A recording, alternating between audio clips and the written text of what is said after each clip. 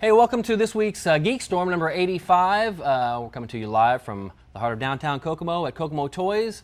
Sean's not here this week, so I'll be filling in for him. I'm not there this week, so Lauren Gray's filling in. So because we've made a little change up, expect the show to be 72% more interesting, 36% more clear, and 92% less grammatical errors.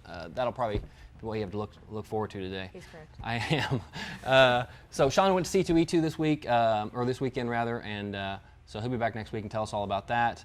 But lots happened this week. Lauren has an incredibly high geek quotient. She's an ample fill-in for Sean in every way. So we can just start right off. I know Star Wars has been covered a lot in the media in the last week or so, but we can talk about it a little bit. With Star Wars Celebration is the big convention that is in the Disney realm now. It was in Anaheim this year. Next year they're going to somewhere in Europe.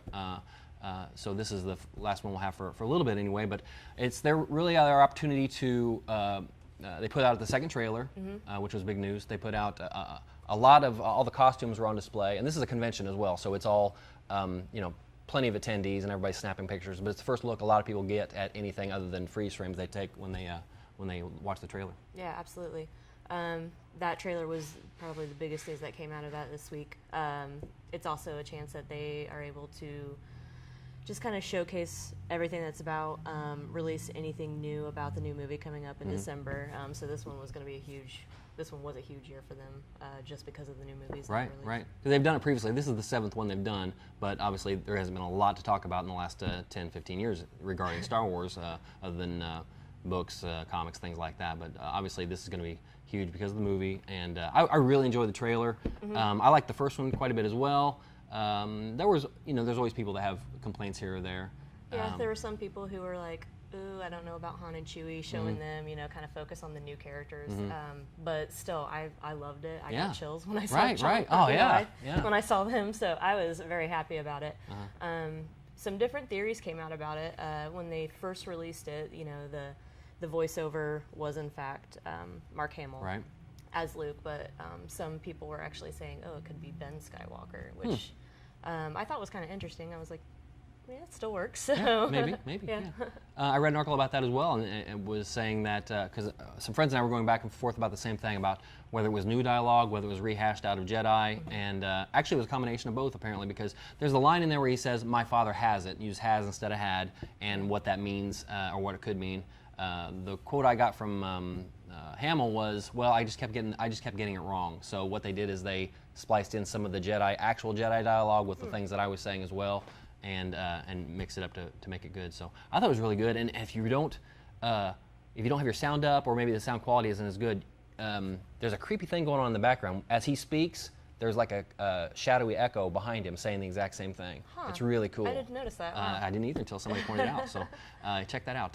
Yeah, it was really cool. And another great thing that came out with Celebration was, and actually coinciding with some of the complaints about the first trailer, was that BB-8, the robot BB-8, and people didn't like it. They thought it was going to be too cutesy or be the new Jar Jar or whatever. But I had heard when that one came out that wasn't CGI, that it was practical effect. And then at Celebration, they brought him out on stage. Yeah. It was an actual robot. It wasn't a prop made up to look like a robot. It was an actual thing working in every way, and they had it move all around. They had it, the head would move independently, and it was just amazing. Well, that's kind of been J.J. Abrams' thing recently, is just practical effects. That's so try great. to scale back from the CGI, which I think is amazing too. Right. Just go back to the glory days of Hollywood. Right. Those kind of. That's what sci-fi films were based out of. That's people just putting stuff together to make those kind of aliens and robots and stuff like that, and just going back to that kind of making an homage to that. I love it, and I just can't wait. And we'll probably talk about this in a minute, but the original Jurassic Park, when that came out and they first walk out onto the plains and you see the dinosaurs, I'm like, they can do anything now. You know, there's no reason we can't have a Hulk movie. There's no reason we can't have anything that we can dream of because this looks so realistic. Yeah. So we went in that direction forever, but now we are seeing, like you said, in the last few years, maybe 6 or 7 years, a trend towards throwing in more and more practical effects, and people appreciate that, especially those of us that pay attention to that type of thing. Yeah, and again, back to the BB-8, the model for it is an actual practical thing, obviously, but it was you can buy it on eBay. It's about maybe the size of my fist, and it's a robotic ball that you can control with an app on your phone. And so one of the big wigs at Disney found that and asked them to obviously expand it, modify it, and that's how they came up with the actual practical effect of BB-8. And so now that company now is also going to, I guess next year, going to be selling a miniature BB-8, probably the same size as the ball they already have. So it won't be big like the actual prop, but it'll be the same thing. It'll have the independent head on top, and it'll move around. And like $150, not too much. So it's going to be pretty cool. Another thing that came out of Star Wars Celebration was, and for those of us that are kind of into the costumes and things, a company called Anovos, which has in the past done some Star Wars pieces, but not a lot. They've become Disney's official maker of production quality costumes. So they debuted not only all the costumes that you saw in the glass cases. They also debuted just a standard A New Hope Episode 4 Stormtrooper costume. Cool. And that they have in production. You can pre-order it now, and I don't know if we'll get this out by the 4th or not. I'm sure we will, but if you order it by the 4th, it's super, super cheap. If you pre-order it, it is $1,200 for a complete set that is done, that is ready to put on. Now, you may have to make some fitting changes, but the kit, if you want the kit, it's only $350, and it includes a completed helmet. Oh, wow. So you don't have to do anything with that. And the kit, the Stormtrooper armor is one of the more simpler armors you can do anyway, because it's not all, you don't get into it as much as you put it on. So, some trimming and stuff, and you don't have to paint it because it's already got the white sheen to it. So that's a huge deal. And I wasn't even in the market for one, but I might pick one up just because it's so cheap. Because as soon as the introductory thing is over, the price will shoot up. And then they're going to be the ones producing the new Stormtrooper armor and all that. Everything new that comes out that's going to be official is going to be coming from Anovos. So it's Anovos. Check that out, and you can see they can do Battlestar Galactica. They do not Alien, but they do several sci-fi properties that you can order from them. So it's pretty cool stuff. Let's see, what else? Celebration, we talked about that. I never get a chance to talk about Game of Thrones because Sean doesn't watch it, okay? So, and I don't know why. If you know anything about Sean, he's very anti what everybody else is doing, and so... That's why to this day he hasn't seen Boondock Saints, because everybody tells him he needs to watch it. That's ridiculous. That's just, and he just refuses on principle. Stubborn and stupid. And there should be an email campaign. There should be a Kickstarter. No, I'm just kidding. There's Kickstarter for everything, but so Game of Thrones is such a great show. We're in the 5th season, 6th season, 5th season. And second episode just aired. Yeah, it's so good. We were talking just a second ago, but we can talk about it a little bit more, and how there's so many great characters, and they want to give everybody their beats all every week, and they really can't. But you want to spend, everybody has their favorites, but everybody wants to see more of their favorite character, whoever it is. For me, it was Tyrion for the longest time. I just want to see more and more of him. And then as last season, it was Arya, just because all the changes she was going through. Yes, which is why I was disappointed in the first episode.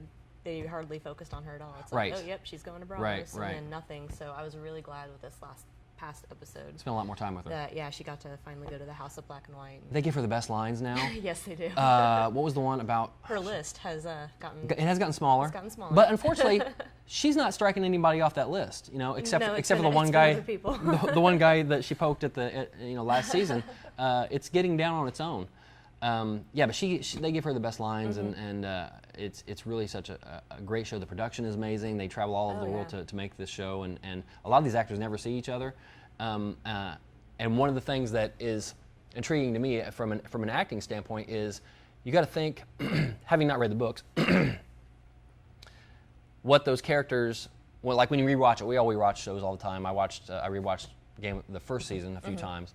So in the very beginning, when all the Starks are together and they're all saying goodbye because they're going their separate ways, most of them will never see each other again. Yeah. You know, with the exception of one or two here and there, and none of them know that, but we know that, so that makes it tougher because they all spread out and they're just gone. One of the things, and tell me what you think about this, is with Sansa. Mm-hmm. How deep is she into this, you know, Dark Sansa role that she's in now? You know, with Yeah. do you think that's real? Do you think it's Mostly, yes. I love the character Sansa. I love her storyline. I love how she's gone from this meek little girl who's just eager to please, Vapid, you know, her, Paris Hilton. yeah, her, yes. she's Paris Hilton? She was just Game of eager to Thrones. please her parents and Right. then eager to please Joffrey. at the beginning Right. before everything happened. So now she's kind of grown into this, you know, woman who's going to stand up for herself, going to stand up for her emotional well-being. And I'm very excited to see where they take the role. I personally think she could be a contender for the Iron Throne eventually. Yeah. Just the way I see that going. Sure. You know, but her whole situation with Littlefinger right now, and Are they doing it? I don't know. Okay. I just wondered. I don't think so. Because it seems like, you know, that's the Yeah, thing, he's but- a very manipulative kind of guy. Yeah. So, who knows? Yeah. The whole situation with Brienne, Right. you know, trying to Right. save her from him as well as just herself. Right. And then him pointing out, you know, everyone who you pledged to protect Right. is no longer living. Right, so, right. Well, and that was brought up in two different ways, actually, because Littlefinger brought it up, and like, you didn't do a very good job of protecting her. You didn't Yeah. do a very good job of protecting him. Why should I let you protect Sansa? But then Podrick brought it up in the way that, like, everybody you promised to do this for, to find her Yeah. for, is gone. What are you going to do with her anyway? I'm a fan of Brienne too, though. What would you do? Yeah, I am too. What would you do with her? You know, if she decided to go, where would you take her? Yeah. Where would she be safe?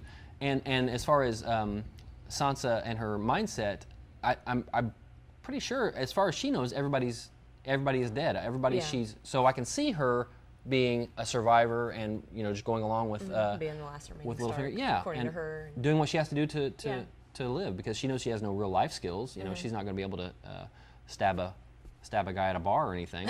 So yeah. Yeah, she. I kind of see her and Daenerys as two sides of a coin, because Daenerys, you know, already has all of this power. She's taken over kingdoms, but her dragons have left her. Right. So she's kind of in this aimless wandering, you know, I'm not sure what to do. I want to be the best ruler I can. And then the last episode, you know, we saw her trying to kind of struggle with that. You know, he talked about her dad being, you know, this mad king, and that's what right. led to the only two living Targaryens left.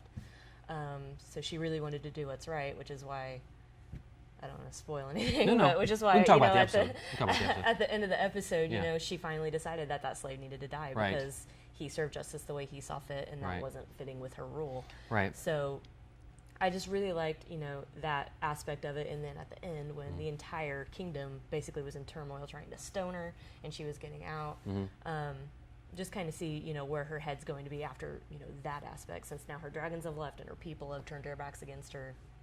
What's going to happen next for her? Yeah, one of my friends, Matt Hoffman, is completely wrong about this and says that he doesn't necessarily like Daenerys in the show, and every time she comes on screen, he kind of zones out. But to me, she's one of the most interesting characters. Everything you've seen from her since she started gathering forces and gathering, I would say from the Unsullied on especially, has been, she's made some off-the-hip decisions, but then she will listen to counsel, and she might change her mind, she might not, but she's not afraid to change her mind. She's not afraid, this is a character obviously we're talking about, is not afraid to change her mind, not afraid to change her mind in front of other people, which might, certainly in today's politics, is never done. Yeah, Nobody wants to be perceived as weak, but that's not how I see it. I see it as wise, and so she's really, you're watching her become a possible amazing queen, or whatever, I guess she'd be the queen. She doesn't want to be her father. She wants to Right, be her own. right. And I really thought that dragon was going to take her hand off at the end. I was like, oh my god, you're crazy, because how the other two dragons reacted to her and everything. Oh, yeah. Of course, Well, this they've one's been been chained down there this one's forever. been out in the wild. She does have those chained. I don't know what she's going to do down there. Eventually, they're going to get big enough to break out of there. Do you think? And so, and it's like kind of like they don't recognize her anymore. She's been away too right, long, and right, we'll see how that goes. Jon Snow, though, yeah, I kind of felt like this last episode they just kind of we're like, oh, we haven't focused on him forever. Let's Right. fast forward a little bit, Uh-huh. and it's all of a sudden, oh, Commander of the Night's Watch Right, now. right. So that felt kind of rushed to me, but I like the direction that character is going to. Yeah, I was really surprised. I thought I knew for sure as soon as they panned back and forth to Sam a few times that he was going to say something, but I didn't think he would win.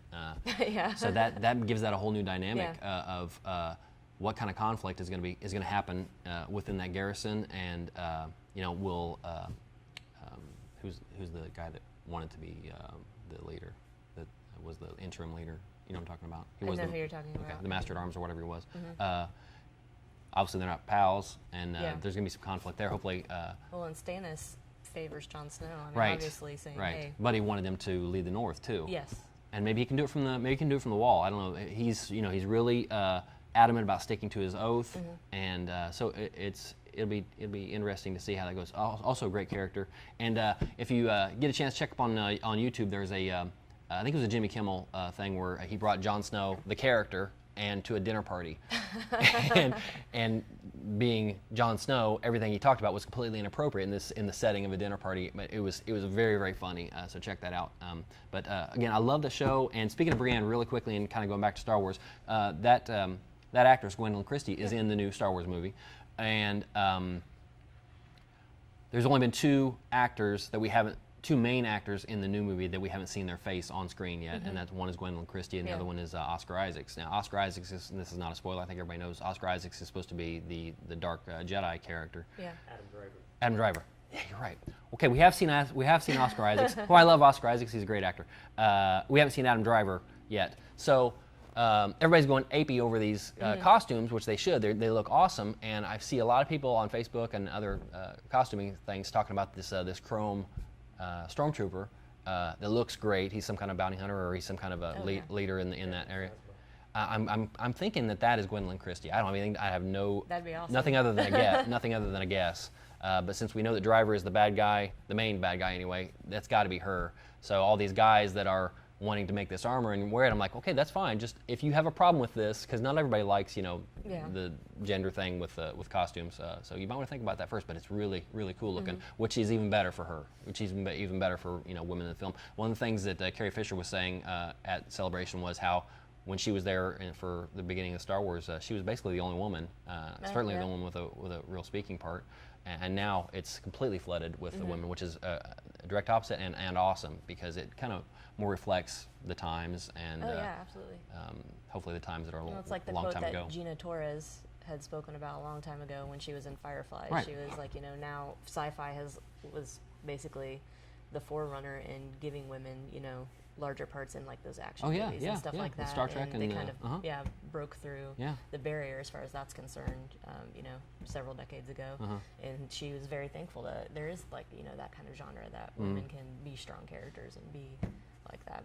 And it's got a lot to do with sponsors and networks no longer ignoring the female fans, because and they're not pandering, but when you at least open things up to the female fans and acknowledge the fact that, hey, they're not all me. There's a whole lot of that too. So then they start programming that way, and they start casting that way, and they start writing that way. I'm sure there's been plenty of very balanced scripts that have gone to network and just never got picked up, just because no, we need more guys, that type of thing.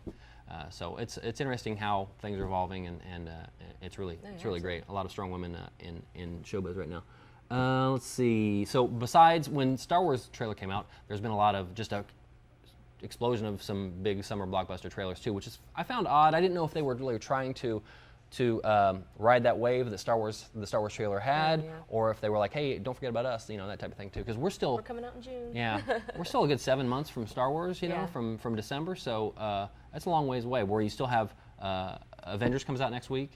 You've got Jurassic Park. And then the Batman Superman is next year still too, but they threw out a trailer as well. Yeah, Mad Max. Yeah, and Mad Max. Oh, I can't wait to see that. That's going to be not an underdog, but a pleasant surprise of how good that's going to be. So let's start with Batman Superman. It was very dark. Yes. And people who don't like Affleck are not going to like Affleck. People who will give him a chance will give him a chance. And that's just the way it's going to be. I don't think that trailer won or lost anybody that wasn't already in one camp or the other.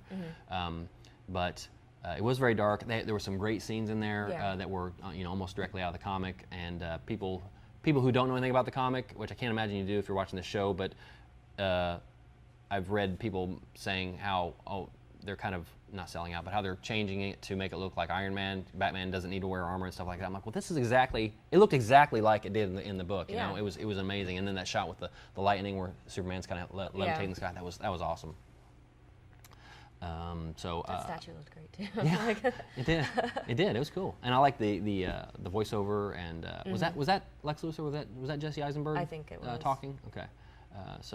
I look forward to it. I mean, I'm not gonna dislike it until I actually see it. There are things I will dislike. I won't see Jim. Okay, a favorite of April's. I won't see Jim. I won't see this the Full House that's coming up. You know, the Full House reunion. Who cares? I might take a gander. I don't know. I think my curiosity is just enough piqued. I'm like, there's things I'll reject out of principle. Okay. But I like to give things a chance. So that looks really good. And then we've seen so much. We talked about it a little bit last week. But we've seen so much Age of Ultron stuff coming out that I'm done watching trailers. I'm done watching added clips and new stuff. I just want to see the movie. And are you doing the 24-hour no theater and let me tell you extravaganza? Let me tell you why. Because I realize that I cannot stay awake through that entire thing. I mean, you could sleep through the Hulk. I could. I liked Hulk. I liked it. So I don't think I'd be able to do it.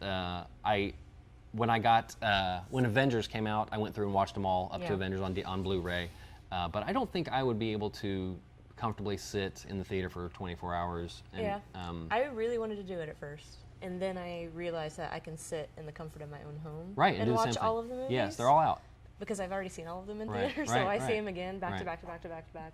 Now I like the marathons. And I probably marathons. wouldn't enjoy Age of Ultron because I'd be so tired. Exactly, that was my point too. Yeah, that's why I won't go see a midnight movie anymore. I'm glad they come out at 7, 8, 9, and 10 now on a Thursday. But if it's a midnight movie, it doesn't matter what it is. When Man of Steel came out at midnight, I fell asleep, and I didn't like that, and so.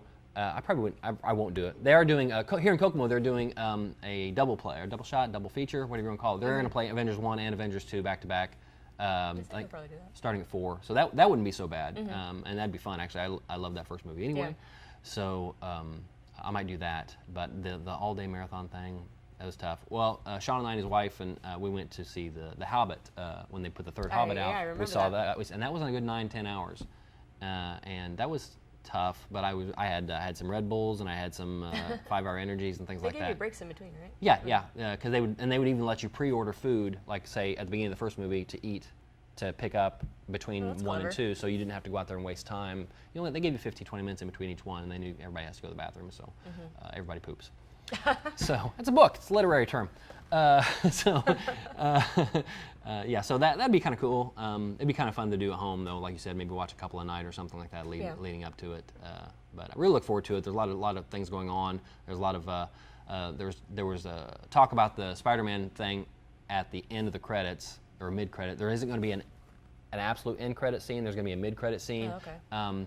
And there was a leaked what was supposedly Spider-Man thing, when it turns out that's fake. But it was kind of cool anyway. It was a window clean. It was a shot from the inside of a building. A window cleaner's on the outside, so you're seeing this way.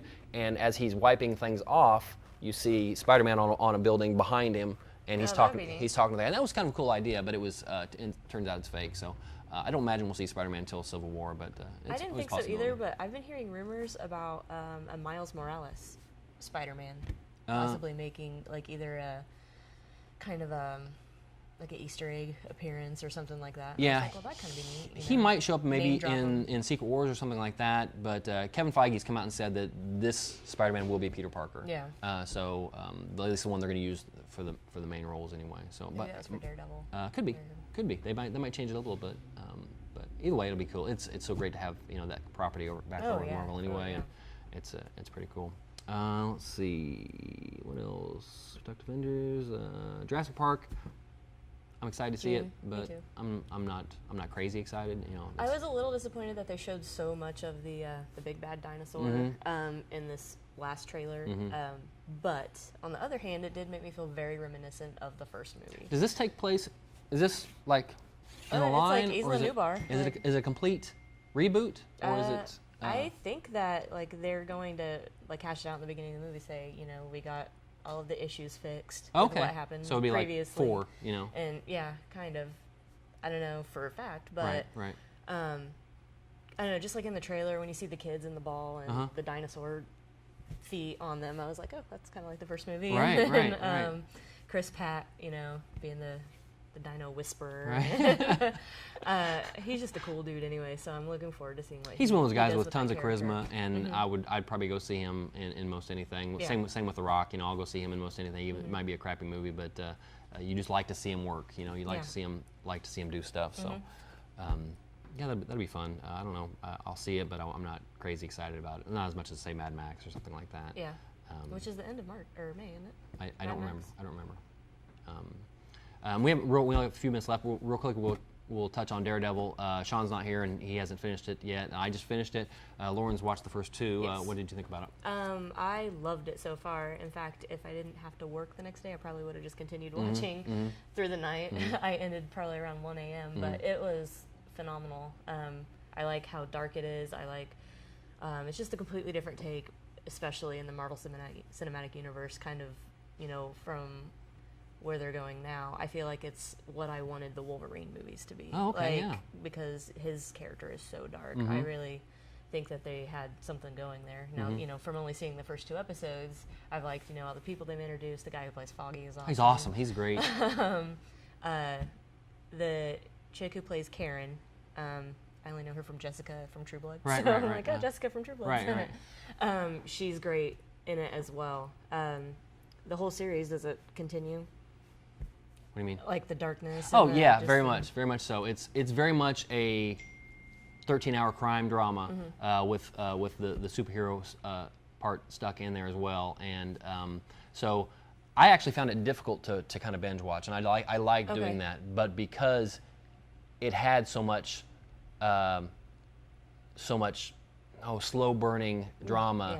That's difficult to do for more than a few hours for me anyway. So you need that action once in a while to kind of wake you up and remind you while you're watching the show. But then, like you said, everybody did such a great job. Vincent D'Onofrio was amazing as Kingpin. Brought really a whole new aspect to it, I thought, with just what his mannerisms were. He wasn't like the we see from the cartoons, and because you read what you want in a comic, but in a cartoon, the only other thing we've seen him in, other than the Daredevil movie that was out, he was a very bombastic, outgoing, already in charge. Well, this Kingpin is in charge, but on a much more subtle level, much more behind the scenes, and he's not. Not only is he lackeys doing exactly, his work for him. and not only is he not introduced in the first episode. Was he in the second episode?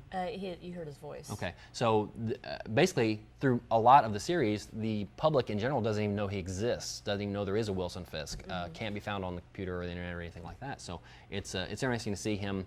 And almost kind of quick, but you still only have 13 episodes to do it. How he went from absolutely nobody knows who he is to he becomes a very public figure. But it was a great show, and the costume at the end looked very good. It was kind of cool. They introduced the costume, and that character they introduced it with was a flashback. A lot of Easter eggs, and a lot of things that were. I love the allusions to the events in the Avengers. Oh yeah, and they do that. They continue to do that. Property values, right, and that becomes a major aspect of the plot. So really solid. Check it out if you haven't watched it yet. But already renewed for a second season. The next, I believe later on this year, we have the Jessica Jones, aka Jessica Jones, coming out, which is in that same little universe. So we'll see if they continue to do, and we'll see how audiences respond to a kind of a non-superpowered character carrying a series too, because I don't believe she does or anything special other than being maybe secret agent-ish, but we'll see. So that's about all the time we have this week. Thanks, Lauren, for stepping in for me, and thanks me for stepping in for Sean. And this is episode 85, so only 15 more. If you have any ideas for what we could do for a 100th episode, I'd rather not do like a clip montage or an 80s montage, Buffy style of throwing knives. So if you could come up with something and send us an email and let us know. But that's it. Downtown Kokomo. And Toy of the Week, very quickly. Toy of the Week.